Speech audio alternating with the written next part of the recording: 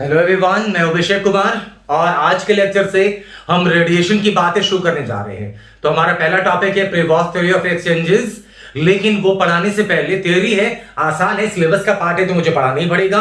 बहुत से बच्चे आप में से ऐसे होंगे जो नोट्स भी बनाते होंगे, तो मैं हर चीज वैसे पढ़ाता हूं ताकि आप नोट्स बना सकें, रिविजन में आपको मदद मिले। तो शुरू करते हैं। आइए, सबसे पहली बात रेडिएशन। तो हमने थोड़ी चर्चा पहले भी करी कि रेडिएशन क्या है, इलेक्ट्रोमैग्नेटिक वेव्स हैं, है ना। तो पहली बात कि 0 केल्विन के ऊपर जितनी भी बॉडीज होंगी वो रेडिएट करेंगी। 0 केल्विन मतलब कितना टेम्परेचर हो गया, -273.15 डिग्री सेल्सियस, बहुत कम टेम्परेचर है।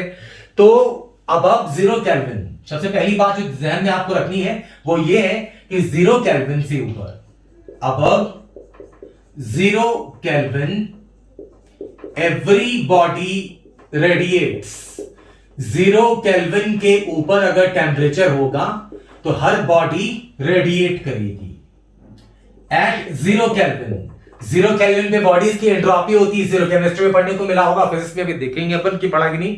हाँ, लेकिन अगर नहीं आइडिया हो तो ये सेकंड पॉइंट का आप इग्नोर कर सकते हैं, वरना सुने। 0 केल्विन पे बॉडीज की एंट्रोपी क्या होती है, 0। At 0 kelvin entropy of a body is 0। Entropy जो टॉपिक है केमिस्ट्री में बहुत ज्यादा पढ़ने को मिलता है, तो मैं उम्मीद कर रहा हूं कि केमिस्ट्री में ये आपको मिला होगा। अगर नहीं मिला हो तो ये मैं सोचना है कि ये टॉपिक समझ में नहीं आएगा, आप सेकंड पॉइंट इग्नोर भी कर सकते हैं। देखो, जितनी भी बॉडीज हैं 0 के, अभी रूम का टेम्परेचर कितना होगा, 25-26 मेरे रूम में। तो मैं कोई भी चीज देख पा रहा हूं, मैं इस मार्कर को देख पा रहा हूं, तो 0 के, अभी तो टेम्परेचर रूम टेम्परेचर है ना 0 केल्विन से बहुत ऊपर 25-26 है, तो ये बॉडी रेडिएट कर रही होगी। जी हाँ, रेडिएट कर रही है। तो क्या मैं इस मार्कर को इसके रेडिएशन की वजह से देख पा रहा हूं? जी नहीं। क्या मैं इस बोर्ड को इसके रेडिएशन की वजह से देख पा रहा हूं? जी नहीं। मैं कोई भी चीज देख पाता हूं रिफ्लेक्शन की वजह से। तो रिफ्लेक्टेड लाइट आ रही मेरी आंखों में, इसलिए मैं इसे देख पा रहा हूं। इसका रेडिएशन क्यों नहीं देख पा रहा मैं? इसकी वजह है, ध्यान देना, रेडिएशन जो है, रेडिएशन ये क्या है, basically electromagnetic wave. Electromagnetic wave, और इलेक्ट्रोमैग्नेटिक वेव का जो स्पेक्ट्रम है, इलेक्ट्रोमैग्नेटिक स्पेक्ट्रम, वो कुछ बेसिक जो है इंपॉर्टेंट है वो बता दूं। माइक्रोवेव या रेडियो वेव, स्टार्ट करते हैं ऑर्डर वाइज बता। Radio wave, microwave, infrared, visible pattern, VIBGYOR, उल्टा लिख रहा हूं मैं ये, VIBGYOR, ultraviolet, X rays, gamma rays और कॉस्मिक रेज, बहुत है। ये जनरल स्पेक्ट्रम, इसमें आपका जो ये स्पेक्ट्रम है विब्ग्योर वाला, ये तो इंफ्रारेड लिखा मैंने। रेडियो वेव, माइक्रोवेव, इंफ्रारेड, ये विजिबल स्पेक्ट्रम, विब्ग्योर, अल्ट्रावायलेट, एक्सरेज और ये गामा रेज, ये है इलेक्ट्रोमैग्नेटिक स्पेक्ट्रम। तो रूम टेम्परेचर पे जितनी भी बॉडीज रेडिएट करती हैं वो सारी रेडिएट करती हैं इंफ्रारेड रीजन में। विजिबल तो यही आपका विब्ग्योर वाला, ये रीजन आपका विजिबल है। तो इस रीजन में अगर कोई बॉडी रेडिएट करेगी तो जाहिर है वो चीजें आप देख सकेंगे। लेकिन अगर इसके बाद अल्ट्रावायलेट रीजन में अगर कोई बॉडी रेडिएट कर रही है तो वो रेडिएशन नहीं देख पाओगे आप। जैसे आयरन, कोई भी चीज, आयरन क्या, कोई सी भी चीज, मैं इस बोर्ड को देख पा रहा हूं रिफ्लेक्टेड लाइट की वजह से। क्या इस बोर्ड से रेडिएशन निकल रही? जी हां, 0 केल्विन के ऊपर हर बॉडी रेडिएट करती है, लेकिन इसके रेडिएशन को देख नहीं पा रहा हूं मैं, क्योंकि रूम टेम्परेचर पे जितनी की बॉडीज रेडिएट करती हैं, ये टी शर्ट जो रेडिएट कर रहा होगा एनर्जी, वो रेडिएशन होगा इंफ्रारेड में, इसलिए वो नजर नहीं आ रहा। विजिबल स्पेक्ट्रम तो विब्ग्योर वाला है आपका ये। तो जैसे आयरन को हीट करोगे तो शुरू में आयरन कौन सी रीजन में रेडिएट करेगा, रूम टेम्परेचर, इंफ्रारेड। हीट करोगे तो फिर वो रेड नजर आएगा शुरू में, देखा होगा ना आपने। अगर इसकी हीटिंग करें तो, और हीटिंग करेंगे अगर इसमें, और हीट देंगे तो व्हाइट कलर का हो जाता है आयरन। ये प्रैक्टिकल लाइफ में कभी देखा हो या आपको यूट्यूब पे वीडियोस, फोटोज बहुत मिल जाएंगे। लोहे को गर्म करोगे आप तो शुरुआत में वो रॉड जो है वो रेड नजर आता है, तो जब गर्म नहीं कर रहे, ऐसे रूम टेम्परेचर पे रखा है, तो उसकी रेडिएशंस नजर नहीं आती, क्योंकि रूम टेम्परेचर पे हर बॉडी रेडिएट करती है इंफ्रारेड रीजन में। इसको इस पॉइंट को जाओ तो आप लिख लो, at room temperature every body radiates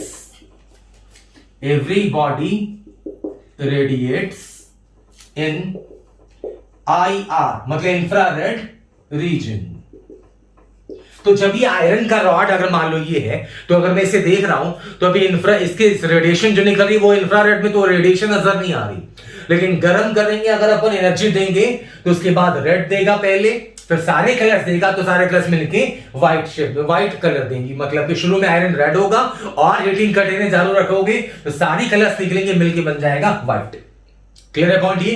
तो रूम टेम्परेचर पे सारी बॉडीज रेडिएट करती हैं इंफ्रारेड रीजन में, दैट इज व्हाई उनके रेडिएशंस को हम देख नहीं पाते, है ना।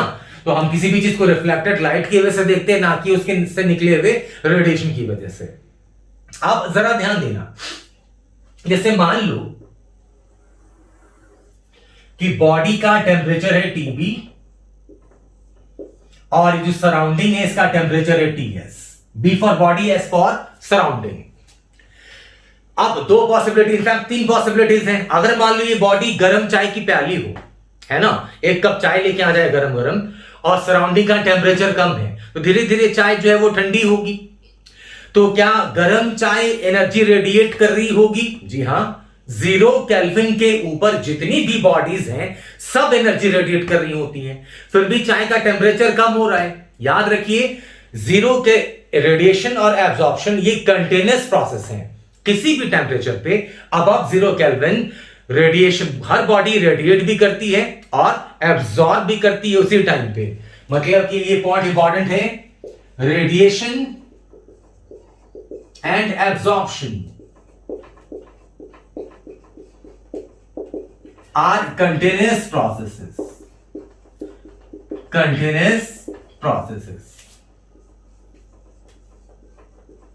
रेडिएशन और एब्जॉर्प्शन कंटिन्यूअस प्रोसेस है। तो जैसे मान लो चाय की प्याली अगर लेके लाऊं मैं यहां पे, थोड़ी देर बाद वो ठंडी हो जाएगी, तो चाय जो है वो एनर्जी रेडिएट भी कर रही होगी, सराउंडिंग से एब्जॉर्ब भी कर रही होगी, लेकिन रेडिएट करने का रेट ज्यादा होगा, इसलिए उसका टेम्परेचर गिरेगा, टेम्परेचर कम हो जाएगा। तो पहला, अगर बॉडी का टेम्परेचर ज्यादा है सराउंडिंग के टेम्परेचर से, इस बात को याद रखिए जो लास्ट पॉइंट बताया मैंने कि रेडिएशन एब्जॉर्प्शन कंटिन्यूअस प्रोसेस है।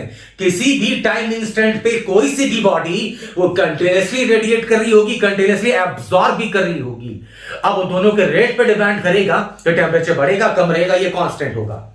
अगर बॉडी का टेम्परेचर ज्यादा है सराउंडिंग के टेम्परेचर से, तो बॉडी ज्यादा रेडिएट कर रही होगी, कम एब्जॉर्ब कर रही होगी। मतलब लिख सकते हैं इसे अपन के एनर्जी रेडिएटेड पर सेकेंड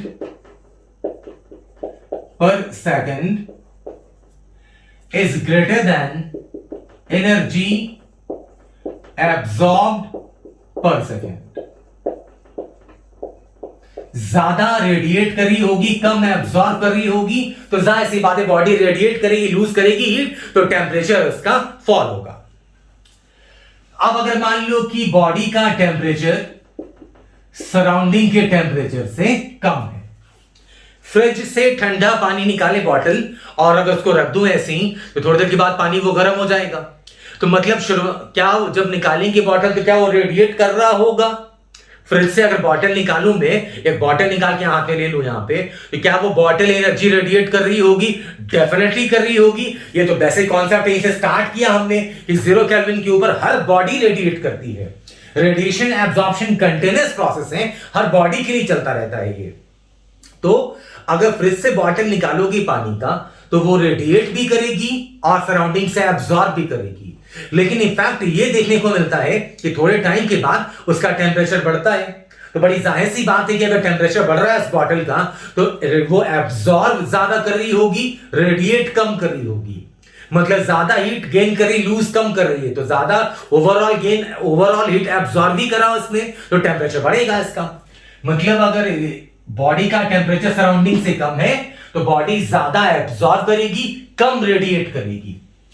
मतलब एनर्जी ई आगे लिख देता हूं, radiated per second is less than E, A for absorption, energy absorb per second. Body का टेम्परेचर सराउंडिंग से कम है तो रेडिएट जो है वो कम कर रही होगी, एब्जॉर्ब ज्यादा कर रही होगी, है ना। एब्जॉर्प्शन एनर्जी पर सेकंड जो है वो ज्यादा है रेडिएशन से, तो ज्यादा एब्जॉर्ब करेगी, कम रेडिएट करेगी, तो जाहिर सी बात है कि टेम्परेचर बॉडी का बढ़ेगा। और थर्ड केस अगर देख लें, अगर बॉडी का टेम्परेचर सराउंडिंग के टेम्परेचर के बराबर है, तो क्योंकि हमें मालूम है कि रेडिएशन एब्जॉर्प्शन कंटिन्यूअस प्रोसेस है और टेम्परेचर कांस्टेंट है, मतलब जिस रेट से एनर्जी एब्जॉर्ब कर रही होगी उसी रेट से एनर्जी रेडिएट कर रही होगी। मतलब 10 जूल एब्जॉर्ब किया तो 10 जूल रेडिएट भी कर दिया, तो जाहिर सी बात है कि नेट हीट गेन या हीट लॉस हुआ नहीं, तो बॉडी का टेम्परेचर मेंटेन रहेगा किसके बराबर, सराउंडिंग के बराबर। मतलब कि energy radiated per second is equal to energy absorb per second. S for second लिख दिया मैंने। तो ये 3 स्टेटमेंट्स हैं जो कॉमन सेंस वाले हैं ना, कॉमन सेंस ही है। तो ये इसी को ये जो तीनों स्टेटमेंट है इसी को बोलते हैं अपन, इन्हीं तीनों स्टेटमेंट्स को बोलते हैं जो ऊपर में लिखा है प्रीवॉस्ट थ्योरी ऑफ एक्सचेंजेस। टॉपिक दे दिया मैंने फिर से, क्या है ना। तो रेडिएशन का बेसिक आइडिया मिल गया हमें। रूम टेम्परेचर पे हर बॉडी इंफ्रारेड रीजन में रेडिएट करती है, इसलिए उनके रेडिएशन नजर नहीं आते। आयरन का रॉड जब देखोगे, हीट करोगे आप तो लाल होगा, मतलब वो इंफ्रारेड से शिफ्ट होता है रेड में, और उसके बाद सारे कलर निकलने लगते हैं। इसलिए कंटिन्यूअस सेटिंग आयरन रॉड की जारी रखोगे आप तो बाद में वो व्हाइट कलर का दिखने लगता है रेड से। तो ये कुछ छोटी छोटी बेसिक बातें थी, सिलेबस का पार्ट है, इसलिए मुझे तो ये पढ़ाना ही था। तो एक बार जल्दी से आप नोट्स लिख लोगे तो आपको हमेशा याद रहेगा। कोई बहुत खतरनाक कोई एप्लीकेशन बहुत ज्यादा नहीं है इसके, तो जल्दी से स्क्रीन पॉज के साथ चीजें नोट कर लें। आप मिलता हूं मैं अगले क्लास में। रेडिएशन स्टार्ट हो गया, कमाल की चीजें हैं रेडिएशन के अंदर पढ़नी। स्लोली सारी चीजें सारी वीडियोस में topic wise syllabus wise post करता रहूंगा। जरूरतमंद लोग हों जिनको इनकी जरूरत हो तो उन तक ये वीडियो चैनल जरूर से रेफर करें। मिलता हूं अगले क्लास में नए टॉपिक के साथ, तब तक पढ़ाई करिए, रिवीजन करिए, अपना ख्याल रखिए। Thank you so much. जय हिंद, जय भारत।